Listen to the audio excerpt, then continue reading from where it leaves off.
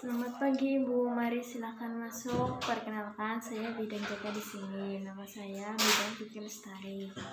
Hari ini saya akan membantu Ibu memberikan penjelasan mengenai ASI eksklusif, di mana ASI sangat baik bagi pertumbuhan bayi. Sebelumnya, apakah Ibu pernah mendapatkan informasi mengenai ASI eksklusif, Bu? Belum, Bu.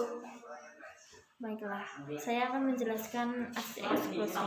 ASI eksklusif adalah bayi yang hanya diberi ASI saja tanpa tambahan cairan atau makanan sampai umur 6 bulan. Manfaat ASI eksklusif lebih dari 3. Yang pertama, ASI sebagai nutrisi, ASI sebagai daya tahan tubuh, ASI meningkatkan kecerdasan, ASI meningkatkan jalinan kasih sayang, penghemat biaya obat-obatan, tenaga, sarana kesehatan, menciptakan generasi penerus bangsa yang tangguh dan berkualitas.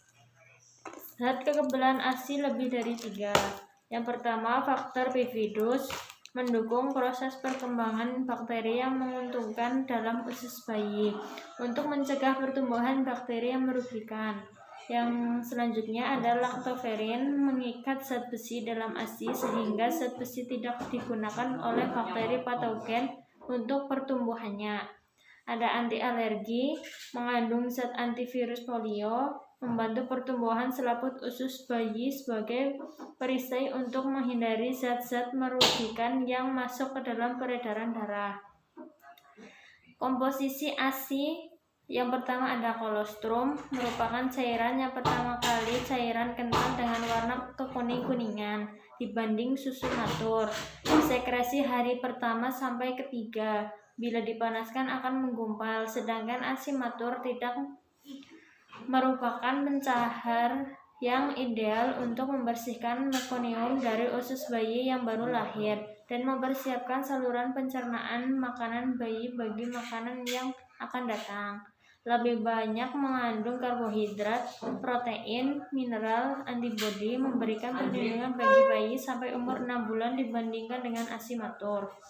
Yang kedua ada air susu masa peralihan, merupakan ASI peralihan dari kolostrum sampai menjadi ASI yang matur, disekresi dari hari ke-4 sampai ke-10. Kadar protein makin rendah, sedangkan kadar karbohidrat dan lemak semakin meninggi dan volume juga semakin meningkat. Yang terakhir ada air susu matur, merupakan ASI yang disekresi pada hari ke-10 dan sampai seterusnya. Komposisi relatif konstan, merupakan cairan berwarna putih ke kuning-kuningan yang diakibatkan warna dari casein, riboflavin, dan karoten yang terdapat di dalamnya. Tidak menggumpal jika dipanaskan. Terdapat antimikrobial faktor antara lain antibodi atau kekebalan terhadap infeksi, protein, hormon-hormon, dan lain-lain.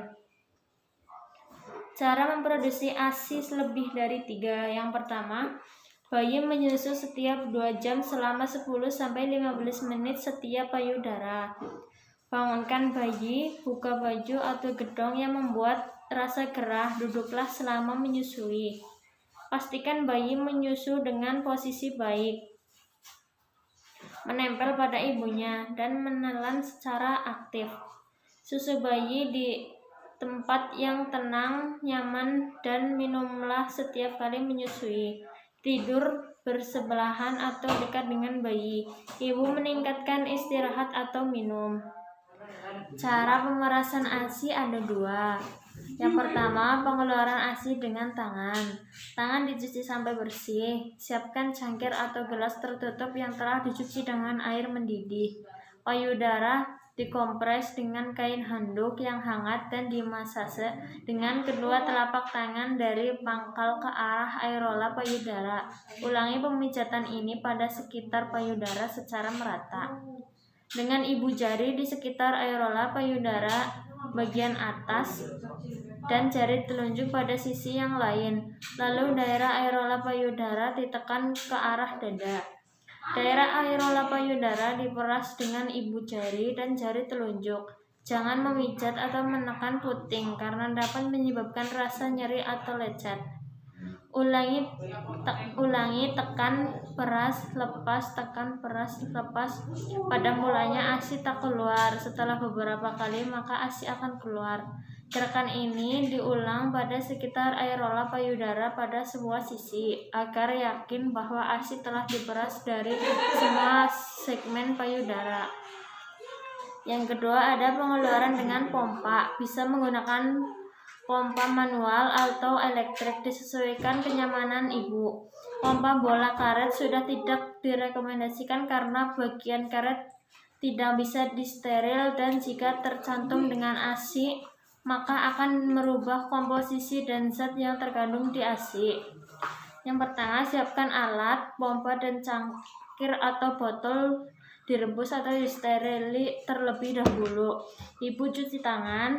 Jika menggunakan pompa manual, letakkan corong pompa di daerah areola dan mulai memompa sesuai kenyamanan ibu. Cara menyimpan ASI dengan sempurna, yaitu di udara terbuka bebas, di lemari es 4 derajat Celcius selama 3-7 hari. Di lemari pendingin atau beku min 18 derajat Celcius bisa bertahan 3-6 bulan. ASI yang telah didinginkan bila akan dipakai tidak boleh direbus karena kualitas akan menurun, yaitu unsur kekebalannya. ASI tersebut cukup didiamkan beberapa saat di dalam suhu kamar agar tidak terlalu dingin atau dapat pula direndam di dalam wadah yang telah berisi air panas. Cara penerapan ASI eksklusif pada ibu bekerja. Yang pertama, selama cuti hanya menyusui. Yang kedua, sebelum mulai bekerja, ubah pola minum bayi. Selanjutnya, sebelum berangkat bekerja, susui bayi. Selama di kantor, perah ASI setiap 3-4 jam. Simpan di dalam es atau cooler bag dan dibawa pulang. Setelah dihangatkan, diberikan dengan cangkir.